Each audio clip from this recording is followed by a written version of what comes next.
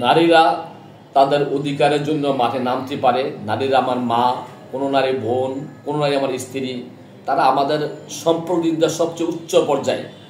নারীদের অবহেলা কোনো ওলামা করে না, কোনো দল করে না, বিশেষ করে খেলাফত আন্দোলন করেন না।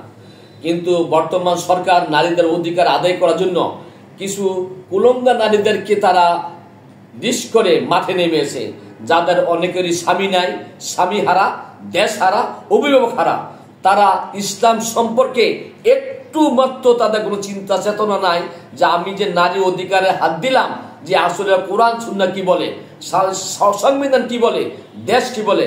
আমি সরকারকে বলবো, নারী সমাজ, নারী জাতি, নারী অধিকার সংরক্ষণ নামে যেই দাবি আপনাদের সামনে পেশ করেছে, এগুলো আপনারা অতি প্রত্যাহার করুন এবং নারীদেরকে সুসংগঠিত করার জন্য তাদের মাঝখানে, তাদের ভিতরে এমন কমিশন গঠন করুন যে কমিশনগুলো কোরআন ও সুন্নাহকে সামনে রেখে তাদেরকে আইন বাস্তবায়ন করতে পারে। আমি এই নারী কমিশনের সমস্ত মত পথ এবং তাদের সমস্ত অধিকারকে প্রত্যাহার করার জন্য ইউনূস সাহেবকে আমি আহ্বান জানাচ্ছি।